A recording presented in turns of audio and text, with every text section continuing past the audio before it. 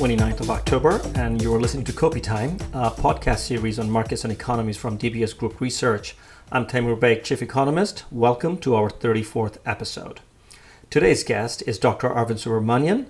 Arvind is a non-resident senior fellow at the Peterson Institute for International Economics. He's also a professor at Ashoka University and director of the Ashoka Center for Economic Policy. Arvind rejoined the Peterson Institute in August 2018 following his service as the Chief Economic Advisor to the Government of India from October 2014. He has also served as Senior Fellow at the Center for Global Development. I personally had the pleasure of knowing Arvind as a colleague in the IMF, where his last position was the Assistant Director in the Research Department. Arvind will talk to us about the global economy's fault lines, the roles that the US and China should be playing, the outlook for developing countries with a special focus on India. Arvind, welcome to Kopi Time. Great to have this conversation with you, Taimur. Look forward to it very much. Indeed. Arvind, let's begin with your view on the ongoing COVID pandemic and the outlook for the developed and developing world in the coming year. Asset markets have been doing pretty well. I think we know from epidemiologists that there are promising antivirals and vaccines in the pipeline. We have seen around the world, first with China, but then it's spreading around the world. The trade and industrial production have been rebounding. Interest rates are low, liquidity is ample. And although coronavirus resurgence is happening as we speak in the Western countries in particular, case fatality rates are pretty low. And we really are not seeing too many cases of healthcare system becoming overwhelmed the way we saw in March and April. But that's only one side of the story. At the same time, we have many developing countries struggling with health and the economic cost of the ongoing crisis. And earlier this year, even before the pandemic, you had written a piece talking about how developing countries would need indigenous strategies to revive growth that was already faltering. So I'd like to know whether your view has been further cemented by this pandemic and what sort of indigenous strategy do you have in mind? Taimur, just before we go to developing countries, let's just spend just a couple of minutes on the global outlook, right? Including everyone. Yeah. Look, I do think that once the pandemic is somewhat under control, vaccine comes.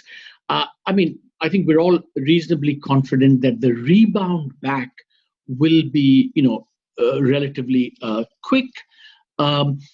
Because it's not going to leave the kind of lasting scars to the financial system like the global financial crisis did, right? So that's why we expect the bounce back to be, we can't time it, but certainly we expect it to bounce back, reasonably robustly.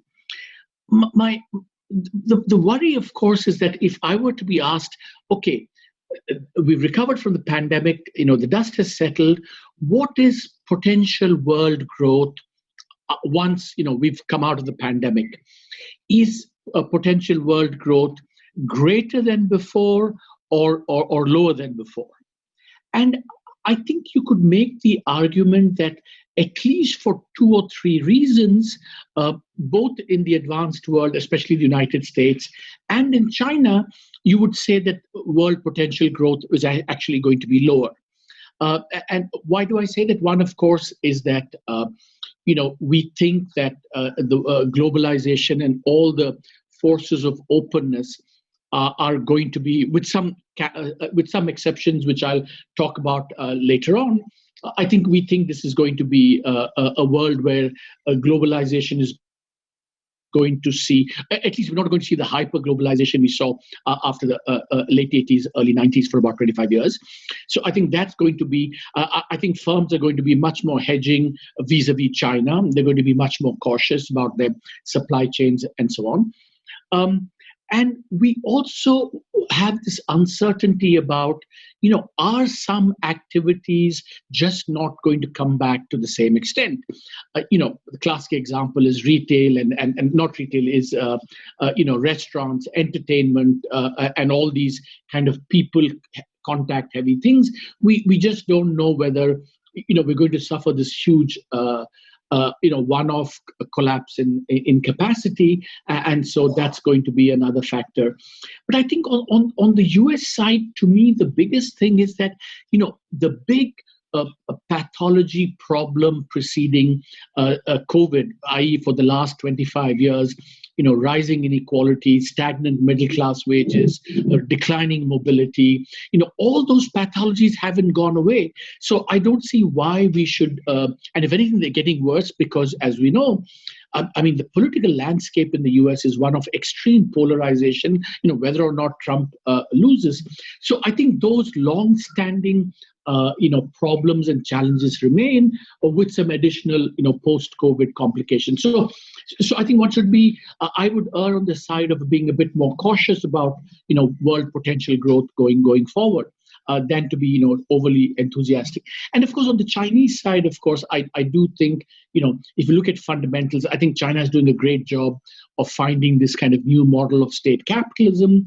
But the fundamental trend of, demographic slowdown, its own problems of how it's going to manage the urban-rural transition and all the, the environmental challenges. So I think that, potential growth for China, we know. And of course, this convergence kicking in, which is that, China is becoming richer. So I expect, on a medium-term basis, Chinese growth to slow down further. Now, having said that, what about other developing countries? What kinds of strategies should they adopt? The piece that I wrote, Temur, I think what I was referring to there was more a kind of intellectual challenge, because if you look around the world, the sense is, I think incorrectly, that the old, neoliberal consensus has broken down, which, by the way, I think is a very kind of Western view of what's happening in the West, rather than an accurate description of what's actually happening in emerging market countries or developing countries more broadly. So at least intellectually, the paradigm is, the neoliberal consensus has broken down. And then you have this new development kind of thing that, we don't know much about the macro in any case. Let's just focus on the micro and this, this whole micro experimental stuff. Let's do the small things because we don't know anything about the big things. So it's that kind of intellectual vacuum that I was kind of talking about. But my own view is that, that whole thing that the neoliberal consensus has broken down, I think it is kind of overdoing it, because I do think, and this is my kind of latest Financial Times piece, I do think that developing countries should not succumb to export pessimism. I do think that for many countries, the old East Asian model of, do your, the good stuff at home, and use world markets to boost your exports. And even in the last 10 years, the best exemplars of that are, the countries that have done well are Vietnam and, your own country, Bangladesh. There's been enough there to tell you that, rapid growth is still possible, provided you do the right stuff at home. I think what I think is the additional new thing, which I would say maybe is the indigenous strategy or whatever, is, I think developing countries need to focus a lot more on how they build state capacity to deliver the kinds of health, education outcomes that underpin this longer term prosperity. And actually, if we have a moment, Temur, I want to talk about a small insight I have on Bangladesh, which I think is fascinating from a kind of long run, a political economy of development that I think the Bangladesh example provides to the rest of the world. Sure. Please go ahead. So here's I think state capacity and building that, I think, is one of the key challenges for developing countries. I think, for example, the COVID crisis shows that the countries that have done well, the defining cleavage is not autocracy, democracy, but those countries that have good state capacity, especially in health, but more broadly, that have done well, and the ones that don't have this have done less well. Now, we know that historically, essentially, the development experience has been much more positive, where countries have turned to markets and a greater role for the private sector, but on the back of a state that has delivered, the basics like, health, education, providing infrastructure, and of course, China and Korea before that, and Taiwan before that were great examples of that. It was not that, they just turned to markets. I think they did that on a really solid base of a state that can deliver some basic things.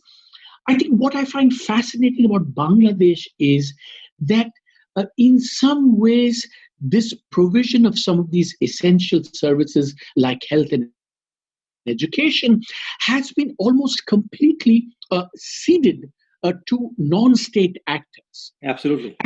And to me, the deeper political economy puzzle is, if you think of the state as having a monopoly of violence, a monopoly of taxation, and a kind of monopoly of providing these essential services, I think Bangladesh is kind of a quite a new model where, the state not only has it ceded the space, it seems to have done it kind of maybe it's been by accident, but it's done it kind of voluntarily without really feeling any threat that its monopoly on all the other things is going to be threatened by these non-state actors.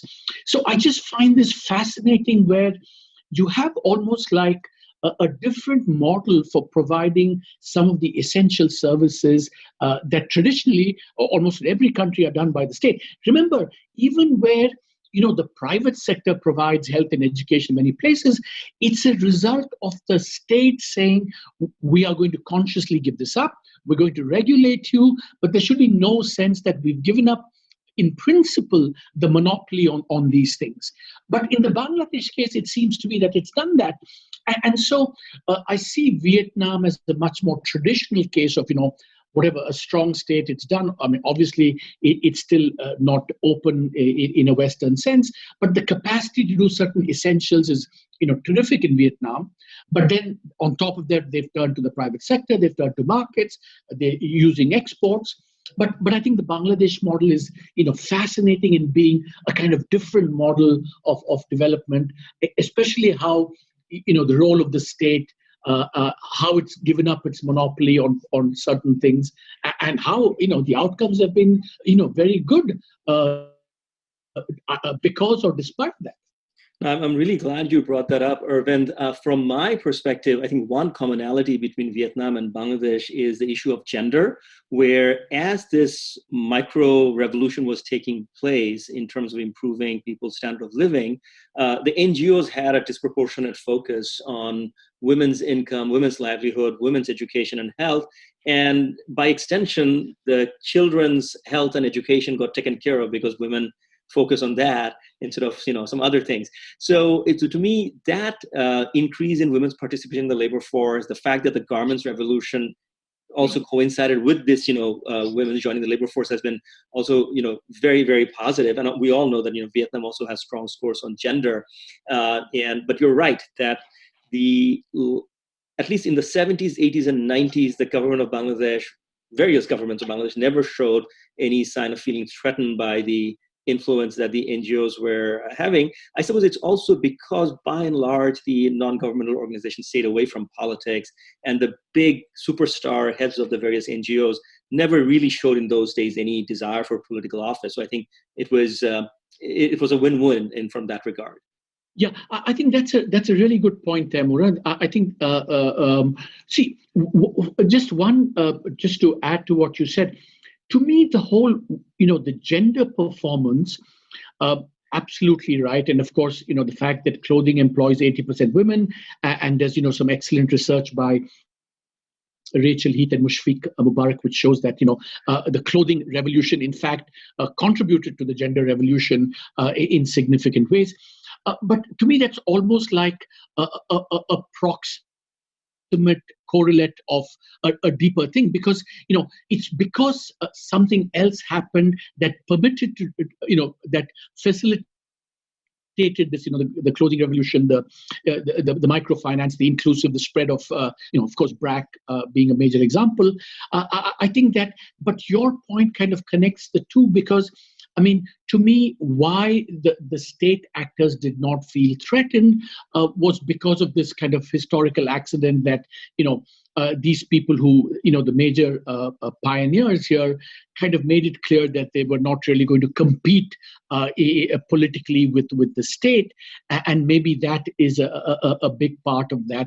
But I think going forward, it's still going to be an experiment to watch because some of these leaders might turn out to have political aspirations, and of course, if politics becomes much more contestable and contested in Bangladesh, it's going to be interesting to see whether this kind of relatively peaceful coexistence between the state and non-state in areas that were the prerogative of the state, whether that will continue going forward. I think it's going to be a big, fascinating question to watch going forward. I wonder what Frank Fukuyama would say about this whole, the development of the state in Bangladesh or lack thereof.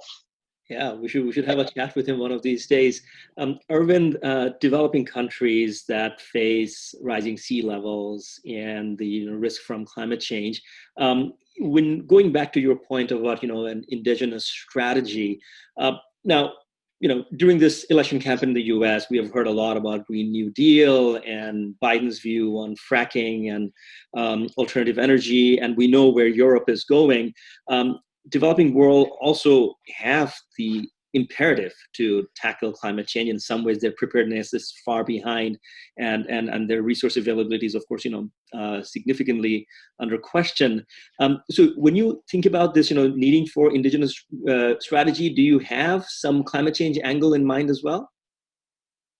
See, Timur, that's I think I don't know the all the developing countries' situation on climate change, but I did spend, when I was in government, spent a little bit of time thinking about the Indian situation. Now, here's what I think. Let me be a little bit candid here. I think that the whole narrative of clean energy, moving away from fossil fuels, which I think is highly, highly desirable, I think should happen. I think the problem, at least in India, part of the problem is that, coal is still abundantly available. It's still kind of, relatively cheap in commercial terms. And of course, it inflicts a lot of costs, and I think we should internalize these costs.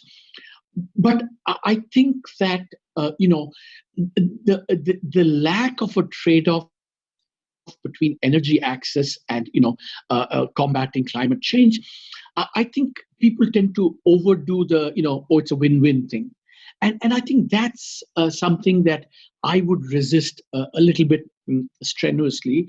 I think there are elements of a trade-off.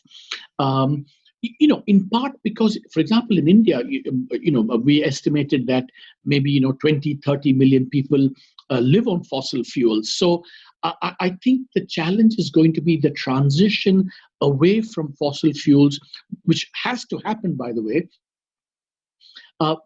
But it has to happen in a way that's kind of politically, can be manageable, because you have to get, tens of millions of households away from this and find alternative livelihoods. And so I think that how to straddle the need to move towards non-fossil fuel based energy as quickly as possible, while at the same time managing the politics of the fact that coal is still cheap, lots of people livelihoods still come from fossil fuels. I think that's the big challenge, and I think the narrative on the West tends to underplay or under-recognize that the problem of the transition.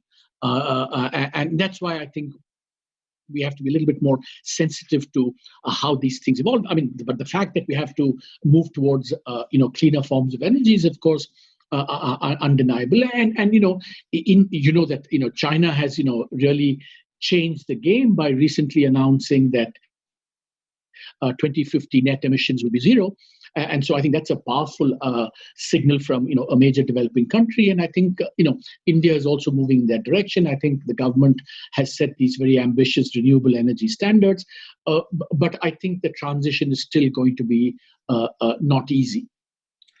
Arvind, we began this discussion and you expressed some degree of hope that the COVID-19 crisis will not create deep scars like the way the 08-09 crisis did. But at the same time, way back in January, you were expressing concerns about the structural decline in potential growth of emerging market economies. And you've touched on this already a little bit, but if I may ask you to flesh this argument a little bit more, that this big development challenge that we have, where whether it is in India or sub-Saharan Africa or Latin America, we have lots of countries which we thought would be growing on a steady state, 6, 7, 8%, and they've really struggled. So how worried are you about this? Because if you lose 200-300 basis points in average growth rate, I mean, it completely changes your convergence horizon and the outlook for per capita income. So post-COVID world, are we heading back to 2% for the developed world, but not 5%, but like 4% for the emerging world?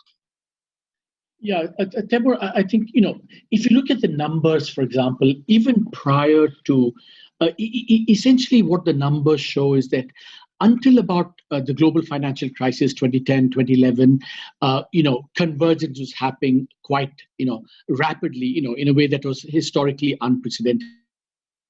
I think from about early 1990s to for about 25 years, I think poorer countries were at about 5.5%. Rich countries were about 2%. So they were really catching up, and this was not just a China-India phenomenon. It was very much more broad-based, and that was this, a period of, I call that the golden age for developing countries. What happened after the global financial crisis was, in fact, a kind of slowdown in that convergence. So it's not just a post-COVID phenomenon. I think even after the global financial crisis, there was, advanced countries slowed down, but so did developing countries. So the question is, why did that happen? I think part of the reason, of course, was that the globalization went either stalled, globalization in goods started stalling and even reversing partially. So I think the decline in trading opportunities, I think, is kind of was one part of the piece. The other part of the piece was also that, and this was true in many countries, including India, that the boom phase, left a lot of scars, certainly in terms of impaired financial systems.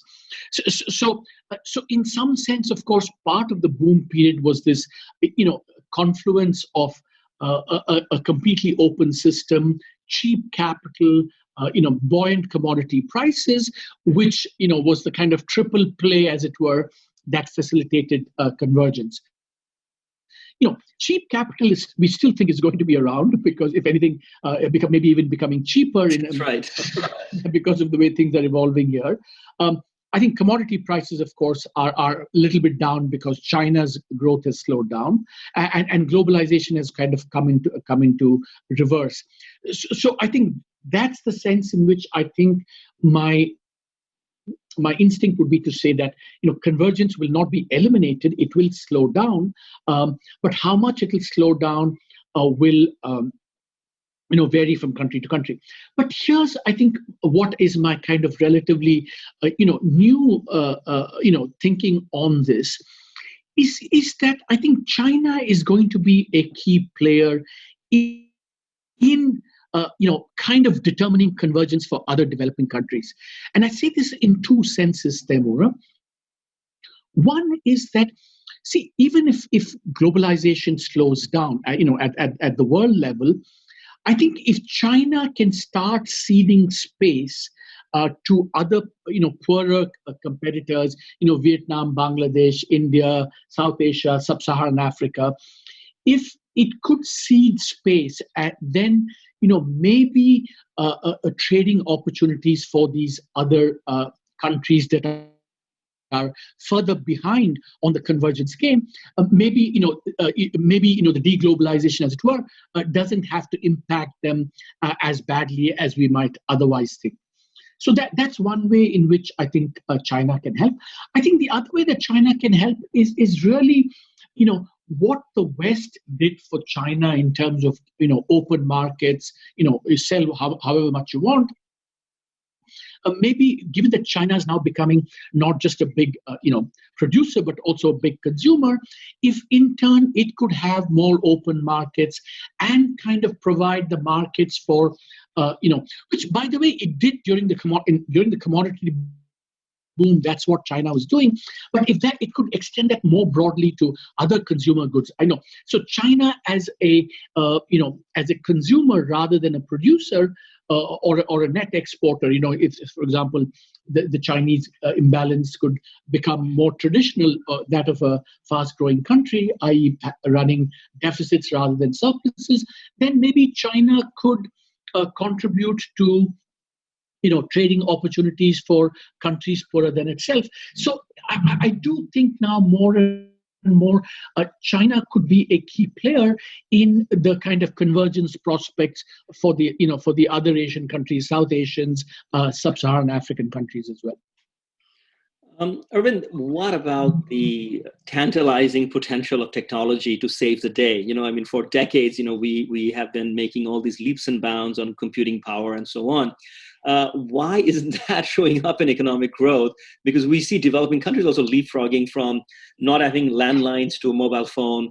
I remember when you were at the government of India as a CEA, you wrote about the trinity of technological solutions that could help India sort of, step up in a big way. But just from a longer term perspective, going back all the way to Robert Solow to recently even Adam Tooze has been writing about rise and fall of American growth, that why is it, we have so many exciting technologies around, but in driving economic growth or improving convergence or boosting potential growth, it hasn't really played a salutary effect yet. Yeah, so I think, Temur, let me focus on developing countries. I know this a little bit, I'm less ignorant about that. See, I think you have to distinguish this whole technology, two things that we need to distinguish. One is, the potential of technology on the kind of consumer side of things, whether it is, financial inclusion, access to, all these financial services, whether it is the ability of the state to deliver services better, like, health, education, bringing people into the fold, giving them identity. So as consumers, I think, the technological revolution has a huge, immense potential, and we see it, even in a country like India, for example, mobile phones, bandwidth, the fact that WhatsApp messaging, and of course we know in China and East Asia the use of this to the whole financial services revolution is amazing. So I think as the potential to increase welfare as consumers and citizens is huge. However, the problem is on the impact of technology on production, employment, and kind of the traditional structural transformation process that we associate with development. See, remember that, if you go back to the Arthur Lewis model, and indeed, exemplified in the successful experiences of the East Asian countries, we know that development is about, getting people from, and lots of people from, low productivity agriculture to high and growing productivity sectors like manufacturing. But the transformation requires that, the people are moved into these high productive activities. So technology, if it comes in the way, if it's kind of labor substituting, then, that whole structural transformation of, people getting these jobs, and, Danny Roderick has spoken about premature industrialization. So you just have, after the East Asian You look at the experience of even of India and all the, the what I would call the third generation convergers, they've just not been able to effect this moving lots and lots of people from low productive to higher productive activities. And I think technology has been, partly, I wouldn't say fully, but kind of partly responsible for that. And I think that's why we should, and this is kind of the point that Daron Acemoglu has been making, is that, going forward, we should not think of technology as somehow this, something that happens like manna from heaven. We have to shape and guide the form in which this technological revolution happens, to favor or at least to take away the incentives that make it labor displacing and force it to be more kind of labor inclusive. So I think the challenge of making technology, ensuring that it doesn't undermine the structural transformation in terms of jobs and people, I think is really, really important. And I think that's you see, because there's a kind of a second layer to this, Temu, right? What's happening, of course, is that if technology is going to be skill intensive, i.e. the opportunities on the production side, i.e. those who can benefit, then of course developing countries face a double whammy. Not only is it kind of labor displacing, which is going to stymie the transformation process, but that even the employment opportunities that are created, developing countries with much poorer education systems, much less able to upgrade skills in their population, are then going to fall further behind, because those opportunities are going to go to countries and to people who have more access to these skills. So the kind of fundamentally disequalizing force that this new technology can represent, it's going to, I think, have adverse consequences for the broader convergence process. And I think that's why I worry. One should worry about technology. No doubt, as citizens and welfare and consumers, it's going to be a huge boon. But it's on the production side and employment generation side, and the skill upgradation side, that I think one has to worry about this technology. Right. And I sort of, found, this is great insight, and I thank you for that, Arvind. I really enjoy reading Adam Tooze's book on Rise and Fall of American Growth, where he talks about how the previous tech waves were, in some sectors, of course, job destructive, but at the same time, they created so much productivity enhancement, and so many other sectors opened up that things sort of took care of themselves. But this wave of technology seems a bit different. And the sort of thing that you just pointed out, the inclusive job dimension, I think is super critical. Just a small historical thing that, there's a kind of, obviously it's different, but there is a little bit of a parallel with, what happened to the Industrial Revolution. There's something called the famous Engels pause.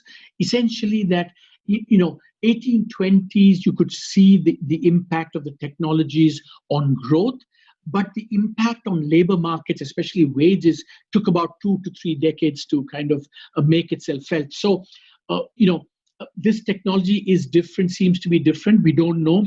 But I think we should also not succumb to the, oh my God, this time it's all different. There is a kind of historical parallel where maybe it's just a matter of time, and, systems are going to adapt, education is going to adapt, and maybe we can take advantage of what you're calling the productivity enhancement. So I find that Engels' pause, a historical thing, useful to keep in mind before we succumb to a kind of excessive pessimism. I think it is pessimistic, but let's watch and see. All right, I'll take that angle from Engel any day, absolutely. But Arvind, there are other areas where you have been fairly vocal in your critique and pessimism, if you will. I've read recently you being critical of the leadership of China, EU, and US on issues related to pandemic management as well as economic policy efficacy. I think you've been the toughest on the US, but I don't think you've ever sugarcoated China either. So I sort of quote you from one of your articles where you expressed this fear that the world is at risk of becoming rudderless, unstable, and conflict prone. So what are the key fault lines? I mean, you've already talked about the risk of deglobalization, but what other fault lines do you have in mind for the 2020s that are concerning you? See, let's talk, kind of a little bit geopolitics and geoeconomics here, because I think that's the kind of, look, we had a post-war system that was, run by this supposedly benign hegemon. I mean, the US has made its, committed its crimes and misdemeanors and all kinds of things. But on the political side, security side, all the Iraq and all of that stuff. Let's not go into that. Before that, in Latin America, Congo, and I'm going to come back to this theme in just a second when we talk about China. But we had a broad post-war order, one hegemon, broadly being willing to supply, what Charlie Kindleberger called, the public goods, right? Open markets, open system, emergency financing, and long-term development assistance. That's kind of the Charlie Kindleberger hegemon providing and sustaining this open system. Now, we know with the rise of China, that's changed completely. We don't have one hegemon. We have one and potentially a wannabe hegemon, which is China. And of course, in the last, unlike in the Deng era, where this hegemon was quote unquote biding its time, now it says, our time has come. So we have, two hegemons competing for geopolitical, hegemony, and just in and of itself, this is not going to be easy because, in some sense, it is a kind of zero-sum game. But on top of that, I think, and this is where I think this is gets a bit problematic, is that, in the last 5 years, both in China and the US, I mean, you can hardly say with any confidence that these are two hegemons providing global public goods. I mean, certainly, the US administration has been supplying global public bads. I mean, the trade actions, withdrawal from Paris, withdrawal from WHO. So this is not a hegemon that's now, providing public goods. It's providing public bads. And of course you have, and it's getting weaker domestically. And this is part of my argument, is that it's, behaving, like almost like a rogue state internationally, and it's getting enfeebled domestically because of this massive polarization. And you see it playing out in the run-up to the election and thereafter. On the other side, you have a hegemon, which also has, is kind of structurally problematic, but also kind of conjuncturally problematic. It's structurally problematic because in the history, you've never had a hegemon, that's been where the average standard of living has been, low. China is big, but it's still not, rich. Per capita GDP in China is still 1/3 that of the United States. So it's always going to be a kind of difficult for it to supply public goods because it always has to, keep its focus on domestic development, domestic priorities, and so on. So this is going to be a hegemon that's always structurally going to be constrained in providing global public goods.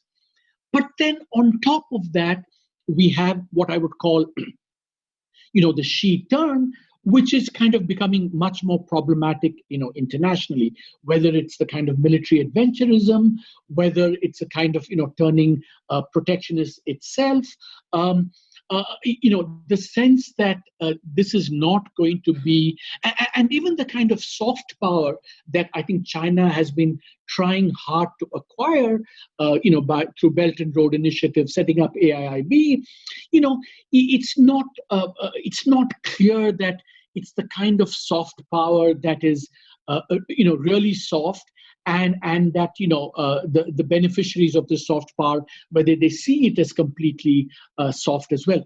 So I think it's both on the soft power and the hard power side, both hegemons are kind of becoming problematic.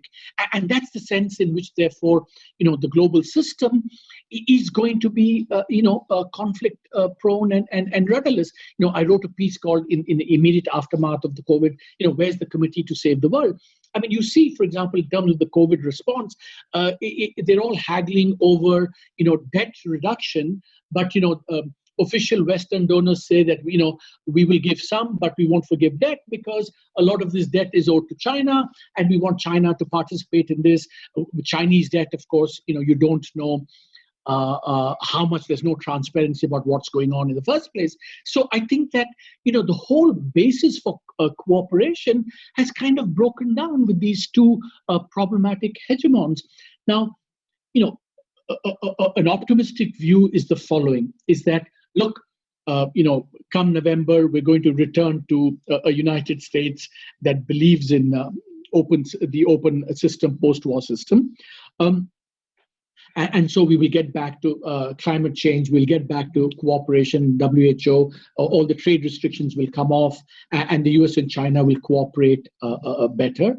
And in the case of China, I think we will say that, the good news is that, look, whatever China does internally, whatever, the important thing is that on the things that matter for global cooperation, like climate change or, trade, China will and can be a player. And so, you can kind of go back to status quo ante of, 10 years ago or 5 years ago.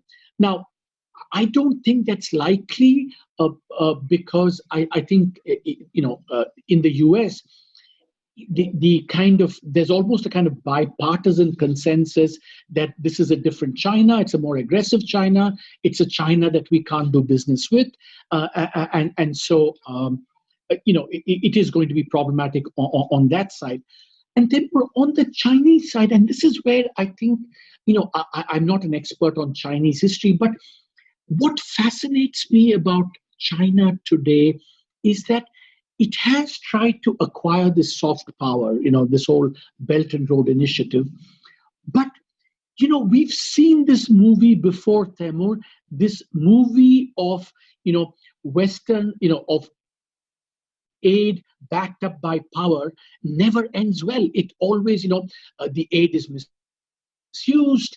It always leads to conflict between the donor and the recipient because the donor's motives and interests and incentives are never completely aligned with that of the recipient, and these things always go bad. The history of Western interventionism, Western aid, right from colonial times, is one that really never ends well. And for a society in civilization that's so kind of historically astute and acute, the Chinese have always prided themselves on saying, look, the white man came and he conquered. We in the 1450s, we had the best technology. We went all over the world.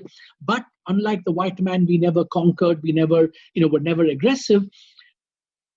But in a sense, it's almost as if China, with its intervention with the Belt and Road Initiative, the kind of onerous terms of its lending, what happened in Sri Lanka, almost kind of colonial, that you kind of default on your debt, you take over a piece of land,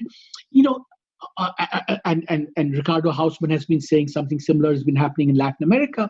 I mean, you just wonder, what is China thinking, especially when it looks back at the history, its own kind of history of where they didn't do these things when they were powerful in the past, and the history of the West, which did these things and ended very badly. What are they thinking? What is their sense of history? And why do they think this time is going to be different in terms of their own kind of, acquisition of soft power by way of, assistance and, connectivity and all these things that it's embarked upon. It's kind of, for me, a kind of fascinating question about China and Chinese society. No, I mean, your point is very well taken. And, Arvind, way back in the days when you and I both worked at the IMF, I've been relying on you for China insights ever since then. So I sort of owe you for sort of insights like this. I was struck by this piece that you wrote in July where you said that China has sort of blown an historic opportunity during this crisis. that they should have been the world's most consequential development bank, central bank, and medical supplier. And in a way, in 08, 09, I think they were, as consequential as a Federal Reserve in terms of supporting global liquidity injection. This time around, they have been conspicuously modest in their... Yeah, I'm glad. Taimur, I'm glad you brought that up because, when I spoke about the Chinese hegemon, right? Here was an opportunity where, especially with the Western model,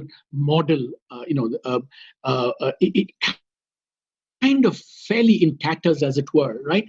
Here was an opportunity for China to say, not only look at our model internally, we're delivering growth, technology, we're going ahead, and we are actually going to provide public goods. And in this crisis, as I said, it could have, said, we kind of reduce the terms of our, make our lending less onerous, even forgiveness, write-offs, whatever. And the second thing that the dog that didn't bark, or the thing that they did not do, was they have the irony that the only country outside of the United States that has the ability to provide dollar emergency liquidity was China. We can talk about whether the IMF and the World Bank have done a good job in the COVID crisis or not. I think there are some skeptics, but here China could have stepped in and said, look, all those poorer countries that have dollar liquidity problems, we will provide it. We have $3.5–4 trillion, and we will provide that. And in a sense, ironically, as I wrote that, it could have even promoted the rise of the renminbi as reserve currency, because the irony of giving dollars to promote your own currency, the international reserve currency, simply because the logic being that it's a government that you can trust. It's a government it's a hegemon that you can trust and rely upon in bad times. You see, remember that hegemons earn their spurs not just in good times or not at all in good times. It's you earn your spurs in kind of times of bad states of the world when there's a crisis. And if countries could have said, look, this is a hegemon that in crisis actually is a reliable provider of markets, liquidity, development assistance. Its credentials would have been so burnished, and yet you think, wow, they didn't do any of this. And that too kind of makes me wonder, what are they thinking? They want to become a global power, and yet at the first opportunity, they kind of blow it. So what is their sense of history? No, it's a conundrum indeed. We have, to be fair, seen in the last few months China becoming a little more active in the area of debt forgiveness and providing all sorts of commitments to giving developing countries free or subsidized PPEs and medical supplies. And I'm sure there will be some degree of vaccine diplomacy when it does become available. But you're right. I think it was historical support for the global economy in 08, 09. Maybe the Chinese feel that they didn't get enough credit for the work they did to support the global economic demand at that time. But this time, clearly, it has certainly fallen short of the opportunities that were available to the Chinese. Sorry, Taimur, I want to make a distinction here. I think you make a very good point, but the distinction I would make between 08, 09 and today in terms of what China did then and didn't do now is that then they took action to boost their own economy. So it was an act of cooperation in the sense that, every country said, let's inject demand, monetary, fiscal, but it was not a kind of cross-border provision of global public good. So I want to make that distinction. Yes, China acted in a very, a very important and very healthy way for which it should get more credit, but essentially by, boosting its own economy and thereby injecting demand in the rest of the world and pulling the rest of the world. But here we're talking about more active, active acts of, cooperation and, kind of providing global public goods, as it were. No, you're absolutely right, Arvind. Your point is very well taken. And this is where I think, again, despite all the various shortcomings and mistakes, the U.S. contribution to the global economy and global security over the last half a century has to be recognized. That a wide range of global public goods have been made available by the US. And this is why we don't want the US to disengage from the world, because there isn't a supplementary power out there who's willing to take that space, at least not yet. And also never to forget, I think, Temur, that both then and in this crisis, the US Federal Reserve has been quietly providing these, swap lines. Of course, it's not to, my point about China was about the emergency funding was that, the Fed, generous as it has been, it chooses who it extends the credit swap lines to, as you know. And in a sense, I think, China could have said, well, the Fed only gives it to, the Koreas and the Brazils and the whatever of the world. We will give it to Sub-Saharan Africa and South Asia. So they could have kind of usefully both complemented, but also kind of highlighted maybe some of the gaps in what the US was doing. But all I wanted to say was that, in terms of this, what the US does in terms of global public goods, let's never forget the role of the US Fed, which was super important in 2008 and also was important in this crisis. No, absolutely. Arvind, we talked about some sort of opportunities lost for China on the external front. What about the domestic front? I mean, I know that you think a lot about sort of China's internal sort of consistency of its economic model. In the West, of course, there's a wide spectrum of opinion, but I would say majority of the opinion seems to be these days that China is sort of heading in the wrong direction. The recalibration of the economic model hasn't really been done, and there is this big house of debt that's been built up. So what's your sense? Is the economic model ossified? And what are your views in terms of, course correction possibilities? You see, let me say, two things. One is China is defying gravity in one sense that, again, we know that such rapid, large and rapid buildup of credit and debt in any financial system is kind of problematic. It's true that we've kept saying this about China for 10 years, and China's continued to surprise us.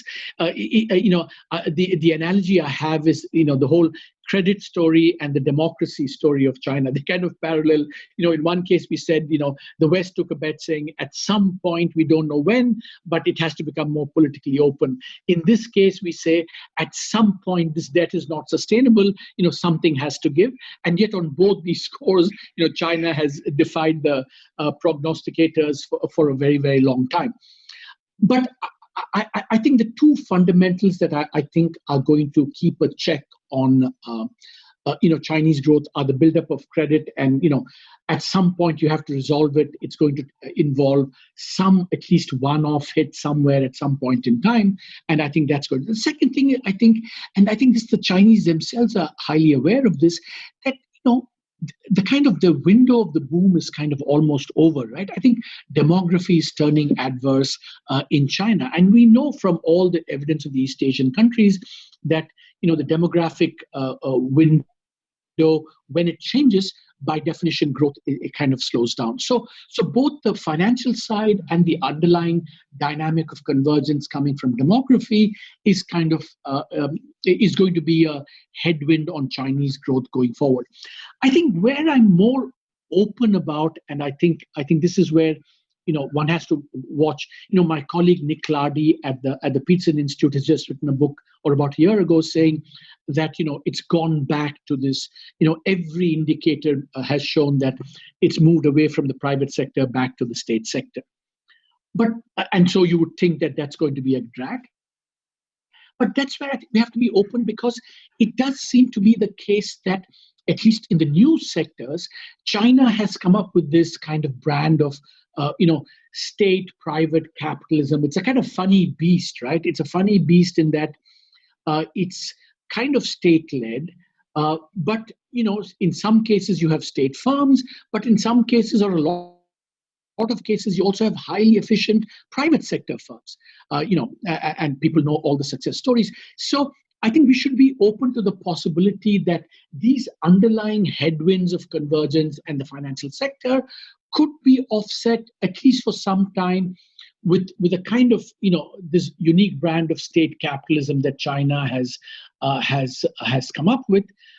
And so maybe that will offset it for some time. But so that's why I'm open to that possibility, although I think underlying there's still, I think, a huge drag on medium-term growth for China, both from demography and from the fact that at some point these huge debts and messes in the financial system have to kind of give way at some point. Arvind, I really like your sort of juxtaposition of sort of, agreeing that, the basic rules of economics are not, outdated. They apply to everyone, to the biggest of us and the smallest of us. But at the same time, you're fully open to new paradigms with the sort of, not necessarily adhering to the orthodoxy. So no, that's great. Arvind, you spent almost 4 years, between 14 and 18, as the government of India's chief economic advisor. So I would love to hear your sort of assessment of where India stands now with respect to managing the pandemic and the economic crisis that's going on, and also your outlook for the next couple of years. Yeah, see, I think, Timur, I think the Indian economy, I think, is facing very serious challenges, right? I think it's facing serious challenges for two reasons. One is a much more long-run reason, which I think I had become sensitive to in the last few years, that the Indian economy never really recovered from the global financial crisis. All the long-term macro indicators started trending down after about 2011-12, and so that was a longer process of a loss in dynamism. And then, of course, now the COVID crisis has hit, and India was amongst the worst performers. Is going to be amongst the worst performers amongst the major economies. The IMF forecast minus 10.5% growth. I think, which is amongst the major economies, probably the worst. So one way to think about India going forward is to see, why has India suffered so much in the COVID crisis? Right? I think it's because of 3 or 4 reasons which are going to inform the outlook going forward. One is, COVID hit on an economy that was weak and weakening even before, unlike many other countries. So it was like a second a major shock. I think second, because of these pre-existing vulnerabilities, I think the government's response has been fairly modest, and the fiscal response of the government has been something like 2.5% of GDP, when actually the lockdown itself in the early stages in India was as severe as in any economy in the West. So weak pre-existing conditions, severe lockdown, inadequate fiscal response, and especially I think that not only did the central government not respond effectively, but I think the state governments, which were at the front line of the pandemic, because their fiscal situations were massively hit, and the center was not generous enough in supporting them, it kind of aggravated. It became even more pro-cyclical than it should have been. And I think the final thing, what's made COVID so difficult, the impact so serious, is that it's something that many of us never really appreciated significantly, is how much labor mobility there is in India. India is a country of, where I think, migration could be something like, 20-30%. And the labor market, because of the lockdown, the labor market got hit so badly that the losses were enormous. I mean, it's just the disruption to the labor market in India, not just in terms of how many people were unemployed, but the physical dislocation and disruption, which has consequences for labor market functioning going forward, has been pretty unimaginable. We could never have imagined this would be the case in India. So I think the COVID situation has been very difficult and inadequate, the response. I think that's going to inform the outlook, because the financial system in India, which one of the first diagnosis that my team and I did when I started working in government was that the financial system, and we call this the twin balance sheet problem. Corporate sector, banking sector, very, very weak balance sheets, over indebted, lots of NPAs. I mean, in the last 4 or 5 years, and now with COVID, that problem has gotten worse. So I think the Indian financial system coming out of this crisis is going to be even more challenged, even more impaired. Fiscal situations are completely shocked because India's deficit this year could be the aggregate around 15% of GDP. I think debts are going to rise to close to 90, 95, 100% of GDP. So I think all balance sheets are shot in India, and that's going to affect the economic outlook going forward. So I think, unless, India has its own, like China, but maybe even more severe and with more immediate term consequences, the financial system is going to kind of hold back Indian growth. That's why I do feel that India has to get back to exporting its way out of trouble like the East Asians did, because in some ways actually it's the easier way out. Because generating domestic demand when all these balance sheets domestically are so weak is going to be very difficult, and therefore I think if India is to come out of this with some a modicum of respectable medium term growth, its trade engines have to fire again. But then, of course, the Indian government is turning inward, and I don't know how that's going to square up. Arvind, to that final point of yours, so we have seen decent FDI flows in India in the last half a decade or so. I think it adds up to close to 200 billion, if not more. And also in the last few months, we have seen some structural measures being announced in liberalizing the labor market and the way sort of the goods market clears in India. So does that give you a glimmer of hope that there could be some possibility of laying the foundation of an export-led growth around that? Look, these reforms are, I think, a bit too early to. I think these are steps absolutely in the right direction. I think, especially the agricultural reform and the, some of the labor market reforms. I think we have to be careful because, we shouldn't have labor reforms leading to gutting of social protections, which, some of the early reforms were threatening to do. But I think it kind of. It's going to very much depend upon how these things are implemented going forward. But I think it's going to be determined much more, Taimur, by a kind of overall assessment of, is India a good place to do business? Are the rules of the game fair?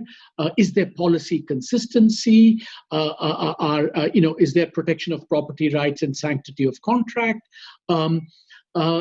Ease of doing business. I mean, is it still the case that the tax system, tax administration is going to be a hassle than a help? So I think less these immediate reforms, more I think a sense of the broader landscape, where I think the picture is much more mixed. I think that's what's going to shape whether investors, a durable FDI is going to come into India to take advantage of the opportunities created by China vacating space and the export opportunities that arise. So I think it's still an open question. These reforms are a small step maybe in the right direction, but I think the really determining factors are going to be the bigger factors, including the financial system, policy consistency, sanctity of contract, ease of doing business, all of those things.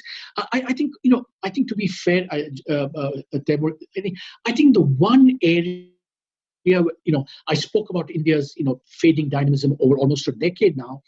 But I do think that in one area where I think a lot of improvements have come about in the quality of lives is this exactly this, a kind of new welfareism in India where, government providing essential private goods and services like, cooking gas, toilets, power, housing, those have made strides in the last few years. So I think it's a story of, a kind of a new welfareism and redistribution that has to some extent, improved the lives of people, especially the poor, but a broader context of fading dynamism and slowing growth, and the overall conditions for reviving that still being a huge challenge.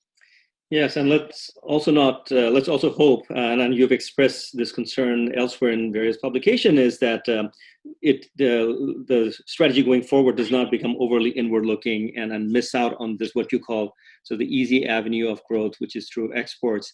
Arvind, your reservoir of knowledge on India is so deep. I think we're not doing justice to that topic. We have to get you another day where we'll only talk about India, and I really appreciate how generous you have been with your time. I have known you for a long time, and back in Washington, we used to talk about movies on a regular basis, and I hope that you're still an avid fan of the movies. So on my final question, and I don't think I've ever asked anybody in my 34 episodes of podcast this question, Arvind, which movie should we watch to give us a sense of the times that we're living in right now? Oh, that's I thought you were going to ask me for. So I have to say, Taimur, that I'm kind of old school in the sense that I'm old, apart from being old school, in the sense that, watching movies for us and for me was a lot about going to the theater and watching it.